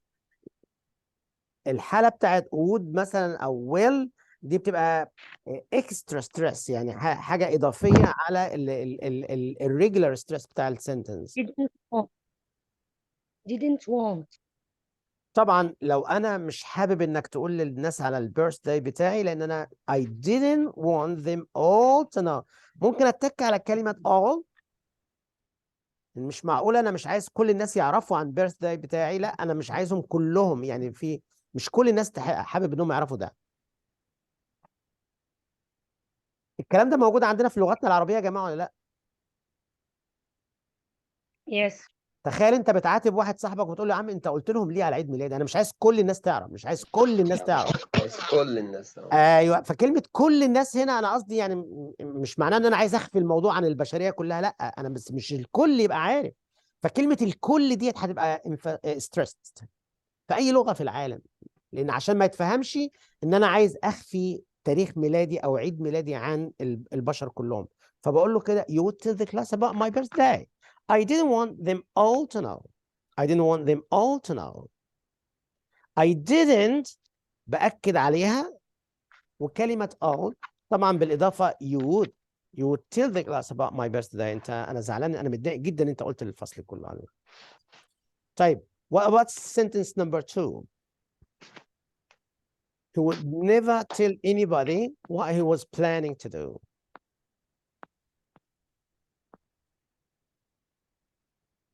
طبعا the idea of sentence stress بتبقى افضل بكتير لما تكون فيديوهات وبنسمعها زي ما كنا بنشوف دلوقتي مع بعض، ولكن لما بنخش على مرحله البراكتس ما فيش مشكله ان احنا يبقى قدامنا سنتنس ونحاول احنا بقى ايه نجرب، يعني اقولها بالطريقه دي تبقى افضل ولا لا الموضوع كله. بس خلينا let's agree احنا كلنا كتيتشرز ان احنا ما ينفعش نقرا الجمله كلها بنفس الريتم بنفس المعدل. He would never tell anybody to what he was planning to do. يعني ما يبقاش كله مستوى واحد من الصوت وما يبقاش فيه توقفات ما بين كل كلمة والتانية. بنحاول ان احنا نوصل الكلام ببعضه، ونحاول ان احنا نيجي على الكلمات المهمة ونعمل لها emphasis stress. I think we stress the word never and anybody. يعني نقوله كده I think never tell. We will I think never never tell tell. anybody. طيب نقروها بقى على بعضها كده. اتفضل كده مستر قول. We will never tell anybody what we were planning to do. جميل. He will never. ايوه. شايفين بقى المستوى بتاع الصوت بياخد مراحل مختلفة ازاي؟ تحس ان كلمة he مش باينة قوي، بس باجي عند كلمة would never tell بتك عليها. he would never tell anybody what he was planning what he was planning to do. طبعا كلمة planning هنا من الكلمات المهمة قوي في الكونتنت، يعني عشان كده هيبقى لها برضو الاسترس بتاعها. طيب what about number 3؟ So Mustafa, I think it differs according to the speaker himself. He wants to stress or emphasizes a point طبعا sentence, but it doesn't have a rule. طبعا ما هو ده في الفيديو Yeah. اول حاجه الست ديت قالتها. Okay. قالت يا جماعه السنتنس ستريس غير الورد ستريس. الورد ستريس بيبقى لها Yes. يعني في كلمات بتبقى ناون وفي كلمات بتبقى فيرب، بنحط لها ستريس في المقطع الاولاني في المقطع الثاني. Yes. Present, لكن present. السنتنس ايوه، لكن السنتنس لا. السنتنس ديت حسب اللي انت عايز تقوله، حسب ال انت بتسأل ولا بتجاوب، حسب انت عايز تأدي انه معنى في الجمله. Okay. فده اكيد. And number 2, if in sentence number 2, if I want to just stress never, he would never tell anybody. Excellent. Never. Another one, would never tell anybody. It differs according to the speaker. Yes. لكن لو احنا بنتكلم بقى generally speaking كده هتلاقي في عندك الكونتنت Okay. words هنا. The content words والfunction words. Okay. ايوه ممكن تلاقي عندك كلمه never ديت وكلمه planning he was planning to do. Mr. Mustafa, I want to emphasize the idea Mr. Sharif said. Yes. As in number 2, I myself would emphasize and stress the word anybody. He would never tell anybody what he was planning to do. Yes. I think Mr. Sharif is correct. Yeah. And the word never tell anybody. Yeah, he would never tell anybody. على فكرة احنا بيبقى عندنا في السنتنس لما بنيجي نتكلم على السنتنس ستريس ما بتبقاش كلمة واحدة بس هي اللي تبقى ستريس. تمام. ممكن يبقوا 2 وممكن يبقوا 3. يعني شوف he would never. شايف كلمة never عليت ازاي؟ he would never tell anybody. شايف بقى كلمة anybody هي كمان خدت حجمها ازاي؟ بص بقى لما نيجي عند كلمة what he was تحس ان هم الثلاثه بقوا حته صغنطوطه خالص. what he was planning to do what he was planning to do. Yes. هي اللغه مع شويه تمرين كده يا جماعه قيمه 5-6 شهور هتلاقينا اي حد فينا بيقول الكلام ده بشكل طبيعي. هي بقت كده لهجتك، بقت طريقه في الاداء. بس طبعا I think it's like a temper. طبعا لما تكون متابع مع اجانب، لما تكون متابع مع اجانب الموضوع بيختلف تماما. يعني مثلا يكون في عندك التشانل كده على اليوتيوب او 2 بتتابع معاهم الموضوع ده بشكل ريجولر، بتفرق كتير جدا يعني. طيب number 3 I would come back late and tell my mother I have been in the library. عايزين نشوف هنا ايه الكلمات اللي ممكن تاخد. طبعا احنا بنتكلم على كلمه would بالتحديد لان احنا كنا بنتكلموا عنها في الجرامر دلوقتي. ايه الكلمات الاخرى اللي ممكن تاخد come back late. come back late. I think late. Yes. I think come back late. And tell my mother. The library. طبعا هنا عشان هو هيقول ان هو كان في مكان تاني محتاج ان احنا نأكد برضو على كلمة library صح؟ Yes. Had been never, yes sir. طيب number 4 you would forget to bring your notebook. لاحظوا هنا ان في المثال number 4 would مستخدمة للتعبير عن disapproval او criticism صح؟ Yes. would لازم هتبقى هي نفسها تبقى stressed. بصوا you would forget. بص اكني بقول له ايه، اقسم بالله يا عم انا عارف ان انت هتعمل كده. فكلمة اقسم بالله دي انا باجي على كلمة would واديها الاسترس بتاعها ده علشان ااكد له ان ده repeated وفي Yes, الوقت a habit. نفسه ايوه وفي الوقت نفسه مضايقني جدا اللي انت بتعمله ده. You forget. Yes. Okay, يبقى number would 5. you forget notebook I think Yeah, you won't forget to bring your notebook. your notebook. Your notebook, yeah. Type number 5. She will spend every afternoon practicing the piano. Practicing the piano, yes. هنا مش يعني Practicing the piano. ما فيش في الجمله احساس يدي لك الديسابروفال يعني criticism. فيها تمام. كريتيسيزم كده؟ No. لا خالص. مش باين فيها كريتيسيزم يعني فممكن نقوله ايه؟ She will spend every afternoon practicing the piano. تخيلوا يا جماعه لو احنا قلنا she would spend يعني معناها ان انا I'm not happy. Yes. زي كلمه you would forget. You would forget. Yes. Okay? Does it mean she had been accustomed to that? I'm sorry the voice is not clear. Again Mr. Sami الكويستشن بتاعك ما سمعتوش والله. Does that mean she had accustomed doing that? Yeah, she's just a repeated action. Yes, sir. Okay. Mr. Mustafa, Yeah. do you Yes. mean that we don't? Yes, okay. Do you mean that we don't need stress in all sentences? We can say sentences without stressing? The whole sentence? Yeah. No, I don't mean that. I mean, مثلا, not all sentences when someone speak, he can't use stress. Understand me? No, I'm sorry. Stress emphasizes ideas. Stress Yeah. emphasizes ideas. What is the idea you want to emphasize in a sentence? Okay. Yeah, there So are some sentences. you should emphasize a part of the sentence. I think so. But there are some sentences we can't stress. Just like what? Do you have any examples? Now I don't, but I think that. بصي القاعدة الأساسية في الموضوع ده يا جماعة إن إحنا عندنا الكلمات الكونتنت هي بتبقى دايما stressed emphasized. يعني أنا مثلا لو أنا عايز أقول للطلاب افتحوا الكتاب فعندي كلمة open وعندي كلمة your وعندي كلمة books. الكونتنت ووردز بتاعتي هنا هي open وكلمة books. Yes. فاقول لهم كده open your books. شايفه open تحس ان الكلمه your اللي في النص ديت اتخطفت واختفت بقت open your books. open your books. كويس. طيب. And the learner himself will be attention for the books. على تخيل دلوقتي يا مستر سامي ان في عندك طالب في الفصل انت عمال تقول open your books وهو عمال يتلكع يعني ايه؟ فعايز اقول له دلوقتي حالا حتى تلاحظوا اللهجه بتاعتي بالعربي بقت ايه؟ فيها عصبيه اهوت. فعايز اقول له ايه؟ open your book now. اصبحت برضو الكلمه now هنا اخذت مني ايه؟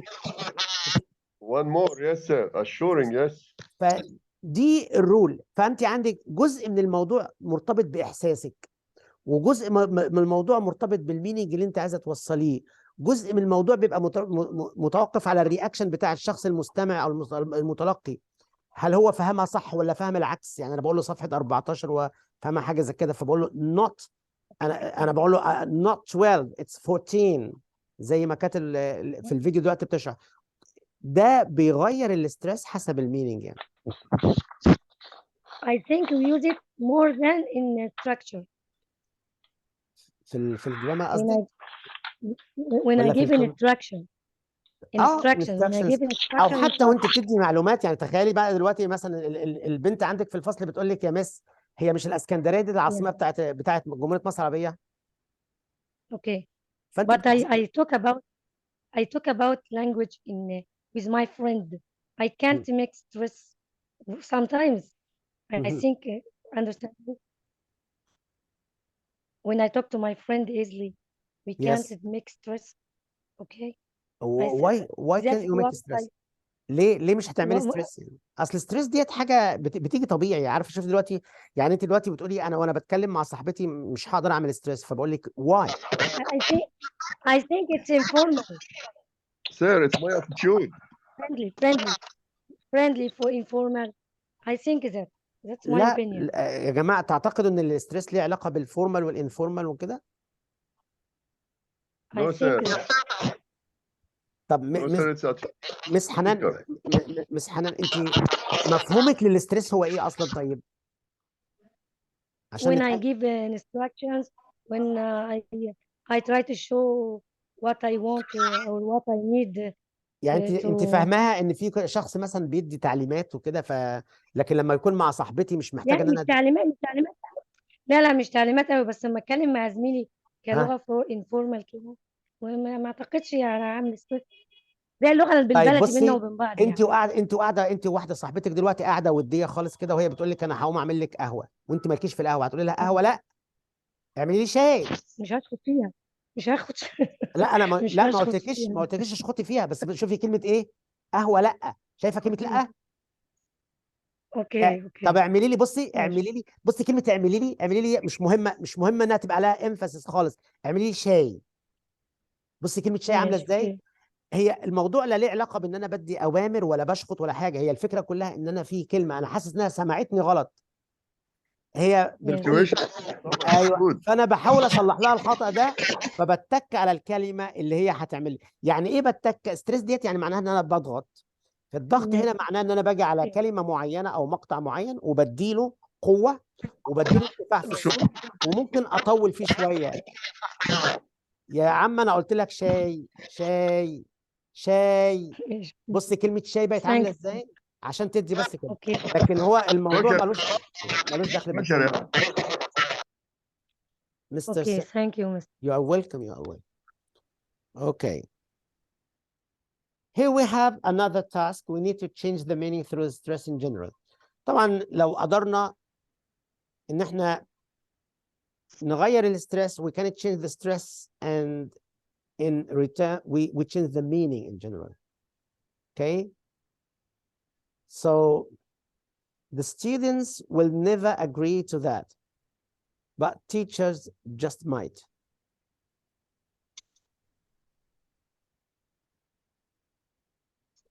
I want you to underline the words which are likely to carry the stress in the first sentence of these two pairs.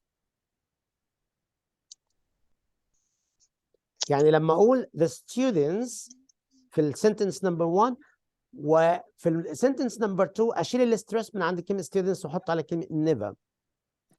Students will never agree to that.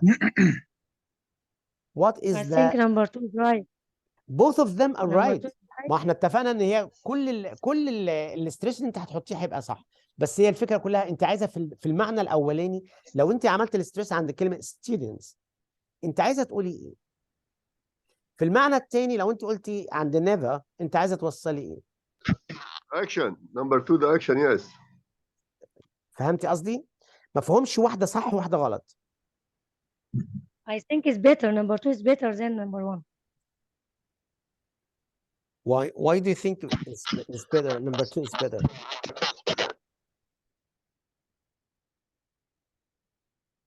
I think that. بصي نمبر 1 احنا بنعمل كونتراست ما بين الموافقه بتاعت الستودنت في الجانب الاخر في the teachers just might. ماشي، فبقول هنا the students will never agree to that.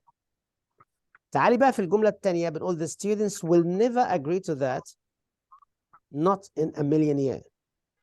يبقى هنا خليت الاسترس بتاعي على النفي not only at the present time but also in the future, not in a million years.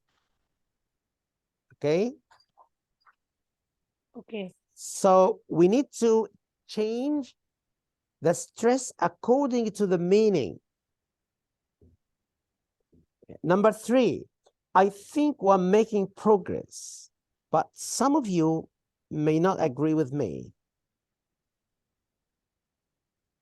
بصوا هنا الاسترس على كلمة I في الأول. ليه؟ لأن هو شايف إن رأيه مش هيبقى مرحب بيه من الباقيين، فبقول لهم I think we are making progress, but some of you may not agree with me. Centered here. He himself is centered. يعني هو بيتكلم على رأيه هو، فبيقول I think في مقابل ان الباقيين not agreeing with me. طب لو كان الاختلاف على البروجرس نفسه هيقول لهم I think we are making progress. But it's difficult to say at the point. جايز يكون البروجرس اللي احنا بنحققه مش باين لكم دلوقتي، فانا بعمل لكم emphasize على البروجرس، فبقول لكم I think we are making progress. بصوا making progress. في الجملة اللي قبلها كنا بنقول I think we are making progress. ماشي؟ الاثنين صح، ولكن هنا انا اقصد معنى وهنا اقصد معنى مختلف. Number 5. It's hard to keep learners motivated, but not impossible. بص هنا I emphasize the idea of the difficulty in motivating students, but it's not impossible. So I agree that it's hard. It's hard. It's hard to keep learners motivated, but not impossible. We can. Yeah, it's not impossible, but we can. It's hard to keep learners motivated, but you should not give up. بص بقى هنا المعنى اختلف ازاي؟ انا هنا مش بقول انا هنا بركز على the span of motivation، المده اللي هياخدها عمليه الموتيفيشن مع الليرنر، بس احنا مش لازم نفقد الامل. We should not give up. Sometimes the students get motivated for a short time, okay, but we should not give up. Number 7, not everybody will pass the exam, but most will. Not everybody. I emphasize that some of the students will not pass the exam. The majority will. Okay. Yes. Not everybody will pass the exam, but many will come close. هنا بقى بنركز على الايديا of passing itself. مش عدد الطلاب اللي هينجحوا، لا، فكره ان هيبقى في كام واحد ناجح. Result itself. ايوه، ولكن هيبقى في ناس قريبين قوي من درجه النجاح. يبقى انا بتكلم هنا على فكره ناجح وراسب، لكن فوق هنا كنت بتكلم على العدد everybody ولا not everybody. اوكي. انا عايز اوري لحضراتكم الشرح المختفي، واسيبكم تبصوا عليه دقيقه كده.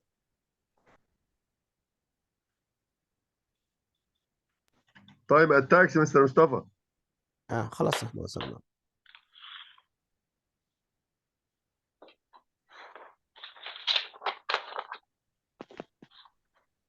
بصوا كده يا شباب،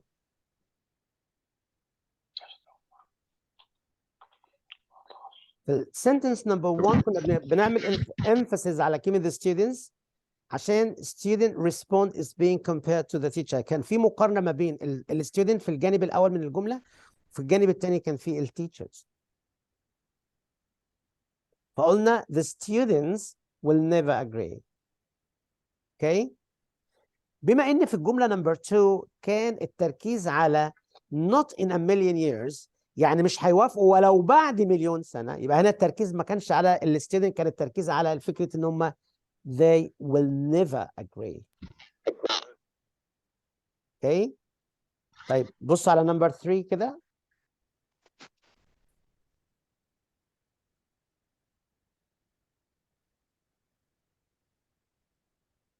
هنا السبيكر نفسه هو اللي بيقول I think، فالانفسس هنا على الاوبينيون بتاع السبيكر. number 4 الفوكس على whether or not the progress is being made. احنا بنركز على فكرة البروجرس نفسها. اظن الفكرة كده واضحة. Yes. يعني مستر مصطفى perfect. يعني perfect. the idea here is that each meaning you have, you emphasize the word that help you convey this meaning. ودي على فكرة أنا بشوفها موجودة عندنا في اللغة العربية، سواء كانت اللغة الفصحى أو اللغة العامية. ماشي.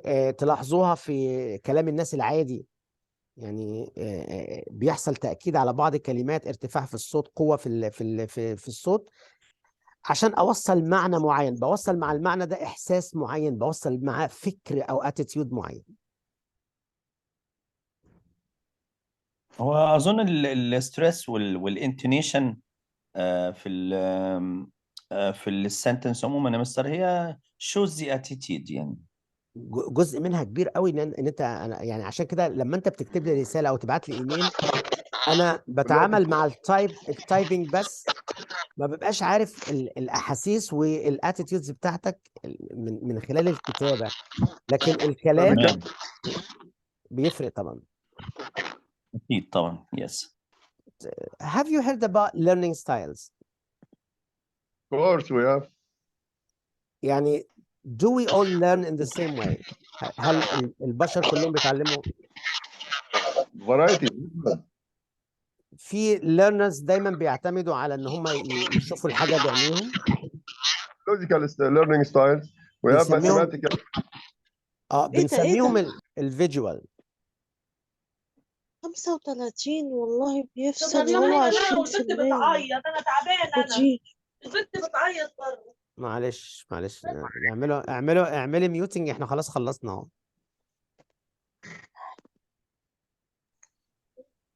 الفيجوال ليرنرز ده يا جماعه هو الشخص اللي دايما بيعتمد على رؤيه، يشوف صوره، يتفرج على فيديو، يقوم يتعلم بشكل كويس قوي. تهيألي ديت حاجه موجوده عند كل البشر. يعني تخيل لو حد بيقعد بيكلمك، انت بتسمع صوته بس، ولا لما تكون شايف الشخص وهو بيتحرك، او تكون بتتفرج على فيديو او فيلم. يعني كل ديت بتبقى درجات من الليرنينج اعمق، افضل كل ما when we use more than one sense it's better. Sure. في بعض الناس بتحب في تبقى listeners يعني listeners يعني especially in languages يعني بصراحة بتبقى مفيدة جدا listening. في audio visual وفي good learners are good listeners. audio visual مستر مصطفى. في الاوديو، في الناس الاوديتوري اللي هم they always listen. Yes. وفي الكينستاتكس اللي هم people who like to move and do things with their hands. When I was the learner, I was kinesthetic one. Sure, and you are still. Thank you, sir. You are still. So, when you think of intelligence, you normally think of the one intelligence that most people refer to, and that is intellectual intelligence. And Howard Gardner says there are actually multiple types of intelligence, and I'm going to go through them with this video.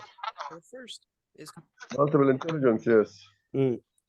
العالم اللي اسمه هاورد جاردنر ده قال ان الناس كلها متخيله ان الذكاء هو الذكاء بتاع المخ بس، لكن البني ادم فينا بيمتلك انواع متعدده من الذكاء، سماها multiple intelligences، وحط الكلمه intelligence اس الجامعه عشان هي اصبحت countable دلوقتي كده، اصبحت الذكاءات المتعدده. ففي ناس اصلا موهبتها بتبقى في الكلام، وفي ناس تانية بتبقى موهبتها في الحركه، وناس اخرى موهبتها في الرسم والعمليات الحسابيه. I think it's Mr. Mustafa. I think it's this close contact between multiple intelligence and learning styles. Great close contact. لو قدرنا كل واحد فينا يعرف هو يعني ايه المواهب اللي ربنا عطاها له علشان يقدر يتعلم باستخدامها او عن طريقها، هيكون التعلم بشكل افضل وامتع. ونفس الحكايه بالنسبه للستودنت بتوعنا. مش كل الطلبه يحبوا يقعدوا يسمعوا وهم قاعدين في التخته والمدرس عمال يتكلم طول الوقت، هم حابين ان هم يشاركوا. في ناس تانية بتحب انها تعمل حاجه بايديها، في ناس بتحب انها تتحرك. فانا كمدرس لو قدرت انوع، لان طبعا احنا مش هنقدر ناخد كل طلبه بيشتركوا مع بعض في نوع معين من الذكاء اخدهم في فصل لوحدهم، طبعا ده مش متاح في اي حته في العالم على فكره. هو الفصل كده بيبقى طلبه كلهم مع بعض في نفس المرحله العمريه، ولاد على بنات، ممكن يبقوا بيئات مختلفه. بس انا كمدرس مش كل طرق الشرح بتاعتي تبقى هي نفس الطريقه. I need to change. Excuse me, Mr. I need Mustafa. to vary. Yes, Mr. In the way that suit them. Sure. يعني انا ابدا اشوف Okay. كده الطلبه دولت اصلا ايه افضل الطرق للتعلم بتاعتهم. العالم ده شرح ان احنا لو قدرنا نعرف انواع الذكاءات المختلفه وكل واحد فينا بيتميز بايه، هيكون عمليه التعلم متعه. هسيبكم بس دقيقه كده، ودي اخر حاجه ان شاء الله هنعملوها النهارده، الفيديو ده. Logical mathematical. But Mr. Mustafa, excuse me. A hint, please. Yeah. Intra and interpersonal. Could you elaborate them in Sure. brief? هنشوفهم في الفيديو وهشرحهم هو بعد ما كمان ما يخلص كمان. Yes, sir. نجيبه لكم الاول. So, when you think of intelligence, you normally think of the one intelligence that most people refer to, and that is intellectual intelligence. And Howard Gardner says there are actually multiple types of intelligence, and I'm going to go through them with this video. Now, the first is called logical mathematical intelligence, and this is basically what you think of when you think of intellectual intelligence. This would be stuff like logic, or if you're good at taking tests, you will probably have pretty high logical mathematical intelligence. This also has to do a lot with critical thinking and making and reading graphs, as well as organization. If you like to organize your stuff and keep it very organized and are good at organizing it, then you probably have very high logical mathematical intelligence. Now, the second one is called verbal linguistic. And if you have high verbal linguistic intelligence, you are probably good at saying that word. You are good at poems, you are good at rhyming words, finding words that rhyme, you are good at reading and writing, and you're good at learning other languages. You learn them pretty quickly compared to other people. And you're probably great at turning a little tiny story into a huge, fascinating story that can enthrall an entire room. The third is interpersonal. And interpersonal intelligence would be like understanding other people's emotions, understanding what the social etiquette and norms are of the situation. You have to be able to be good at reception to other people's moods and what motivates them. If you are a business administrator and you're good at motivating someone, you probably have pretty high interpersonal intelligence. If you're a good leader or just a manager in general, and you can coordinate work with other people, you are probably really intelligent in this interpersonal field.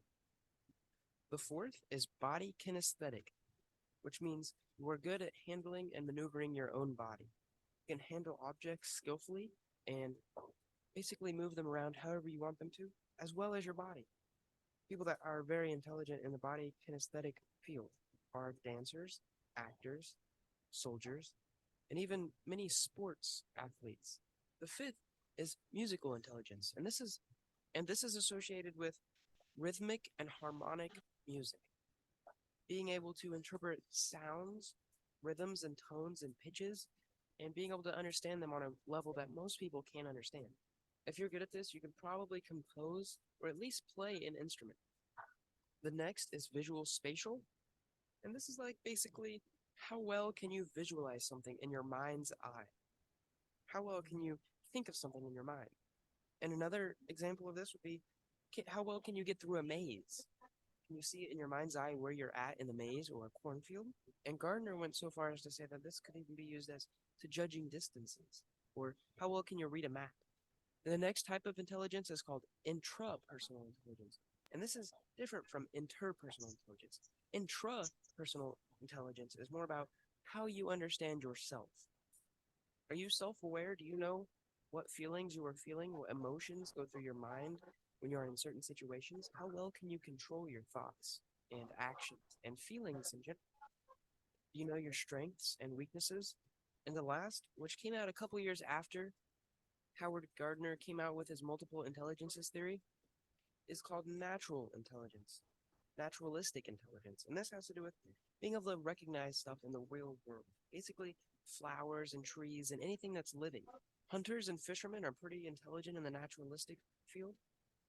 So are chefs and botanists that can grow plants. And basically anyone that is learned in any biological science is pretty intelligent in the naturalistic field. Anyways, my next video is going to be on how you can improve these, how you can become a better person through improving each one of these single intelligences to become a better human being, a smarter, a more intelligent being. I hope you learned something from this video, and I hope. So, Mr. Sami asks, what is the difference between interpersonal and intrapersonal? In the video, it was clear that when we talk about interpersonal, you understand other people's feelings. You know how to deal with them, how to understand, how to sympathize with them. This is called inter. You know, the word inter means between you and other people, or the other one is intra. Intra means the self, the person himself. So if you understand yourself and know how to control your emotions, this is some kind of intelligence. You are intelligent person. You do not go overwhelmed or react in different situations in an angrily way, or you cannot control your feelings. Is it clear the difference between them? So the person who can understand others. Thanks a lot, sir. Yeah, you are welcome. And also, if you can understand yourself and can control your feelings, this is called intrapersonal intelligence. Under the inter, yes. Yeah. These Thank you, types, Mr. you are welcome, Mr. Samuel. These types are very important. If you are not good at using words, احيانا بيبقى في طفل صغير عنده مشاكل ما بيعرفش يتكلم كويس. احنا بعض الناس بيصفوه بالغباء، متبلد، غبي، متاخر. ده مش حقيقي. هو ممكن يكون ما عندوش اللي هو linguistic smart، اللي هو using words and using words، بس هو بيعرف يرسم، هو بيعرف يعزف موسيقى، هو بيعرف يلعب كورة. فهنا الفكرة ان احنا عندنا different types. انت كأب او ام او مدرس او مسؤول في التعليم، you need to understand what are the types of intelligence these learners have. موضوع جميل جدا جدا هيثم. اعتقد ده everything what we have today. If you have any question, just tell me, and I'm going to send you the video of this session if you want to listen to it again. Any question, dear friends? Really good effort, sir. Thanks a lot, sir. God bless you. You are welcome. Thank you. You are welcome. Thank you, Mr. Mustafa. Thank you. Thank you. Thank you. You are Thank you, welcome, colleagues. dear friends.